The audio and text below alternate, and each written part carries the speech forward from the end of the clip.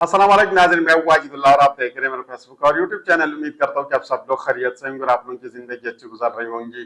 नाज़रीन किराम, एक बार फिर इमरान खान साहब और पाकिस्तान तहरीक इंसाफ के ऊपर एक नया बम शेल गिराया गया है और ये बम शेल जो है ना इस्लामाबाद हाई कोर्ट की तरफ से गिराया गया है, यानी जस्टिस आमिर फारूक साहब की तरफ से गिराया गया है। जस्टिस आमिर फारूक साहब ने इमरान खान साहब से मुलाकातों के ऊपर जो केस था, उन्होंने इसके हवाले से वाज़ेह तौर पर फैसला सुनाया है और उन्होंने इमरान खान साहब की बहन की जो दरख्वास्त थी उसको मुस्तरद कर दिया। उन्होंने कहा कि अब जो है ये केस 18 तारीख को दोबारा सुना जाएगा। इसके हवाले से मैं आपको बताऊंगा, लेकिन इसके साथ साथ ये भी बताऊंगा कि इसके अंदर उन्होंने 4-5 ऐसे वजूहात बताए हैं जिनको समझना और जिसके ऊपर जो है सोचना जो है ये बहुत ज्यादा जरूरी है।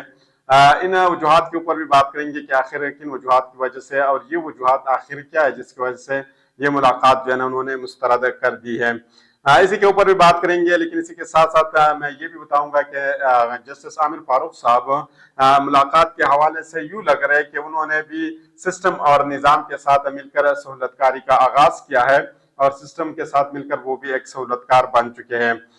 मुराद सईद साहब ने बताया अगर इमरान खान साहब से बात न करवाई गई तो मामला डी चौक तक जाएगा।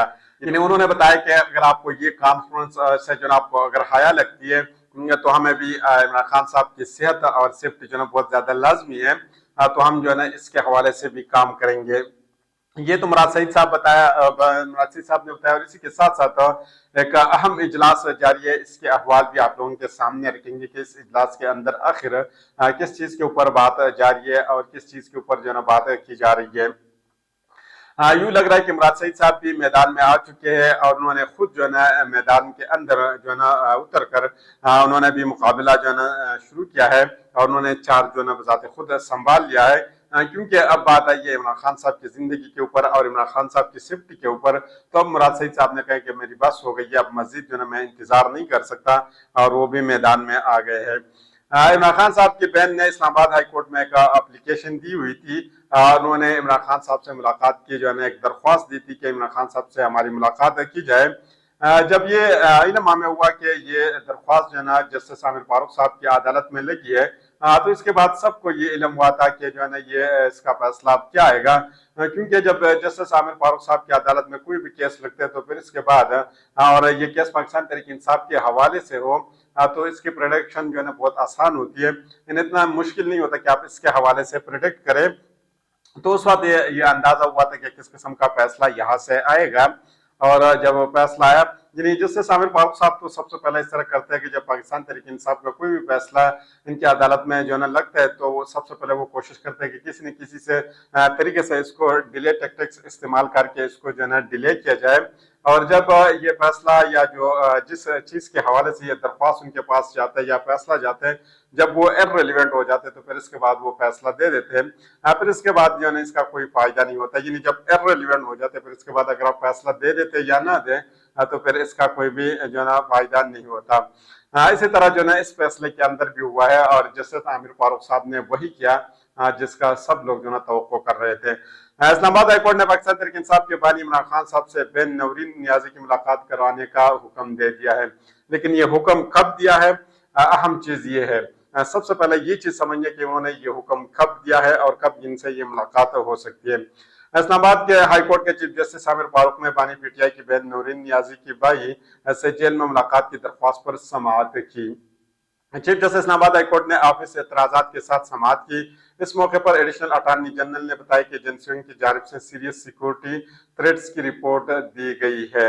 यहाँ पर भी एक मुकालमा हुआ है, वो भी मैं आप लोगों के सामने रखूंगा। हुकूमत की तरफ से अडयाला जेल हुकाम को मुलाकातों पर पाबंदी का कहा गया है। सख्त सिक्योरिटी थ्रेट्स की वजह से छुट्टी का नोटिफिकेशन भी रावलपिंडी इस्लामाबाद के अंदर हुआ है, यानी इस्लामाबाद और रावलपिंडी ये दोनों जुड़वा जो शहर है इनके अंदर नोटिफिकेशन भी छुट्टियों का जो है जारी हुआ है। उन्होंने कहा कि सुप्रीम कोर्ट और इस्लामाबाद हाई कोर्ट का भी कॉन्फ्रेंस के दौरान बंद होंगे, यानी ये दोनों जो सुप्रीम कोर्ट है और इस्लामाबाद का जो हाई कोर्ट है ये भी बंद होंगे। तो यहाँ से आप अंदाजा लगा सकते हैं। लेकिन दौरान समात एक दिलचस्प वाकया हुआ है और यकीनन जो है इस तरह अगर दिलचस्प वाकया कहीं पे भी हो जाते तो वहां से अंदाजा हो जाता है कि चीजें किस तरफ जो है ना जा रही है। यानी उसके बाद जो है ना दौरानी कॉन्फ्रेंस एडिशनल अटॉर्नी जनरल ने बताया कि एजेंसियों की जानिब से सीरियस सिक्योरिटी थ्रेट्स की रिपोर्ट दी गई है। تو जस्टिस आमिर फारूक साहब जो है ना पहले मुस्कुराए और फिर उसके बाद उन्होंने कहा कि यही बात तो पाकिस्तान तहरीक इंसाफ के यही रहनुमा कर रहे हैं और सुबह से उनके हाथ में एक दरख्वास्त है और उन्होंने ये दरख्वास्त हमारे सामने रखनी है कि जो है ना थ्रेट्स है और सीरियस थ्रेट्स जो है ना किसको इमरान खान साहब को है, तो वो इसलिए दोनों उनसे जो है ना वो मुलाकात करना चाहते हैं और उन्होंने जो ना ये इस्तदा किया कि उनसे इनकी जो ना मुलाकात कराई जाए। लेकिन यहाँ पर वकील सलमान अकरम राजा साहब जो है ना उन्होंने भी जो है ना बहुत अच्छा जो है ना उन्होंने भी एक इस्तदा किया है। वकील सलमान अकरम राजा का कहना था कि हमारी इस्तदा है बहन और एक डॉक्टर की मुलाकात करा दी जाए। अफवाह है कि बानी पीटीआई को जेल में कुछ हो गया है। बानी पीटीआई आम आदमी नहीं है, एक बड़ी सियासी जमात के लीडर है, लिहाजा इंसानी बुनियादों पर सिर्फ बहन और एक डॉक्टर को मुलाकात की इजाजत दी जाए। इन्हीं दोनों के जो है ना इजाजत दी जाए क्योंकि एक जो है ना इमरान खान साहब की बहन है और दूसरा जो है उनका डॉक्टर है और ये इनका जाती डॉक्टर है, तो डॉक्टर आसिम साहब को जो है ना इजाजत दे दी जाए। अदालत ने बानी पीटीआई से बहन नूरीन नियाजी की जेल में मुलाकात की दरख्वास्त पर फैसला महफूज किया।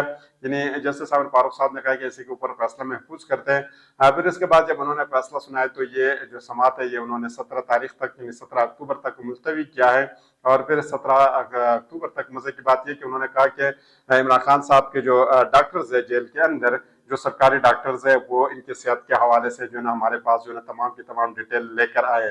कब लेकर आए? 17 तारीख को।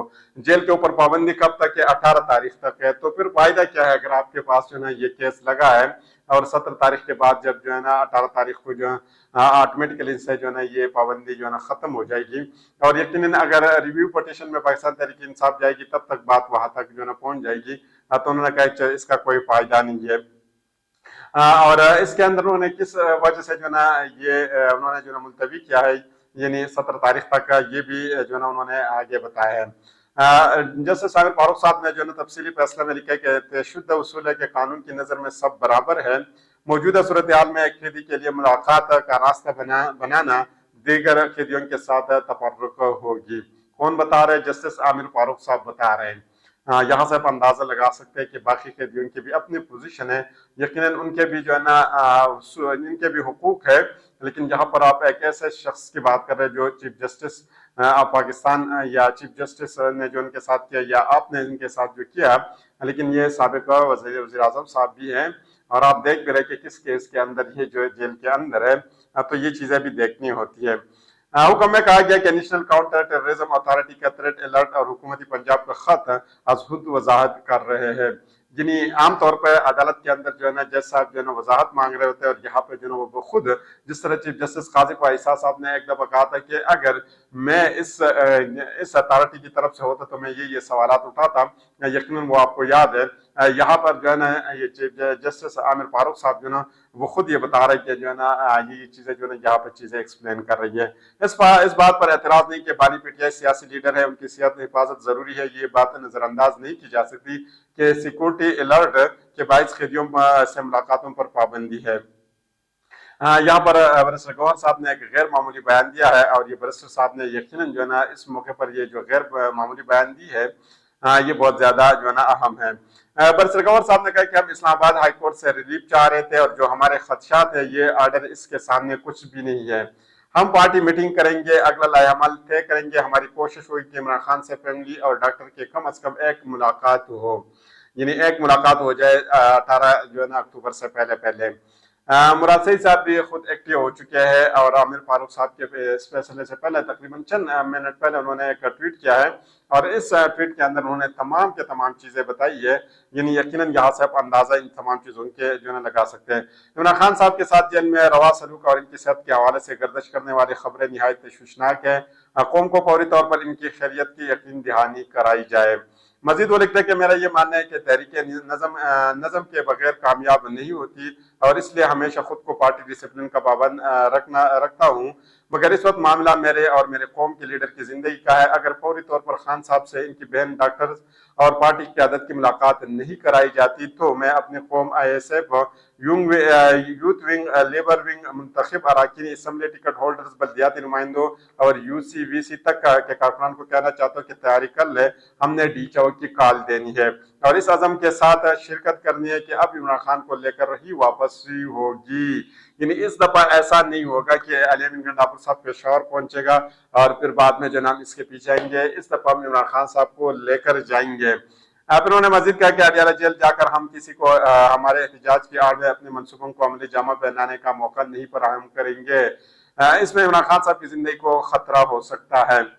یعنی جیسے 9 مئی کا واقعہ پیش آیا، انہوں نے کہا کہ مزید اس طرح کا واقعہ ہم پیش ہونے نہیں دیں گے کیونکہ اس میں عمران خان صاحب کو زندگی کو جو ہے نا خطرہ ہے۔ فیصلہ ساتھ سن لیں، آپ ہماری جانوں عزتوں سے کھیلتے رہے اور ہم نے سب صبر سے برداشت کیا، اب ہمیں کوئی سبق نہیں پڑھانا۔ آپ کو ملک کے وقار کی فکر ہوتی تو چوروں کو ملک پر مسلط کر کے ملک کے سب سے قابل فخر سپوت کو جعلی کیسوں میں قید نہ کرتے، جیسے موقع پر اس ملاقاتوں پر پابندی نہ لگاتے، آپ کو SCO کانفرنس سے سرکار ہوتا تو آئینی ترمیم کے لیے جوڑ توڑ میں مصروف نہ ہوتے، آپ کو خوف خدا ہوتا، روز ظلم کر کے لوگوں کو اغوا کر کے قید رکھ کے ان پر تشدد کر کے بیانیاں نہ بنا رہے ہوتے، جو کیا سو آپ نے کیا، ہم نے پرامن رہتے ہوئے صرف اپنا حق مانگا، صرف انصاف کی بات کی، ظلم سہ کر بھی ہم مورد الزام ہی ہے تو یوں نہیں تو صحیح۔ آپ نے راستے کھودنے، کنٹینر لگانے، سو بسم اللہ ہم پیدل مارچ کریں گے، رکاوٹوں سے عوامی سیلاب نہیں روکتے، یہ بات آپ کو اب تک معلوم ہو چکی ہوگی، اور جن کے اختیار میں روکنا تھا ان کو آپ نے اپنے بیانیوں سے متنازع بنایا، اب جو نکلیں گے انہیں روکنا پھر ہمارے بھی بس میں نہ ہوگا۔ یعنی یہ تمام چیزیں تو مراد سعید صاحب نے بتایا، لیکن اس کے بعد میں آپ کو ایک اور چیز بتاؤں کہ اب اس وقت پاکستان کے جو سیاسی کمیٹی ہے پاکستان تحریک انصاف کی، ان کا ایک اجلاس جاری ہے اور اس فیصلے کے بعد انہوں نے ایک فیصلہ کرنا ہے کہ اب آخر کیا کرنا ہے عمران خان صاحب کی صحت کے حوالے سے اور ان سے ملاقات کے حوالے سے، اور یہ کمیٹی کا جو میٹنگ ہے یہ جاری ہے۔ کوشش کرتا ہے کہ اس کے حوالے سے جو خبریں آئیں گے وہ بھی آپ لوگوں کے سامنے رکھیں گے۔ تو اگلی ویڈیو تک مجھے اجازت دیجیے، اللہ حافظ۔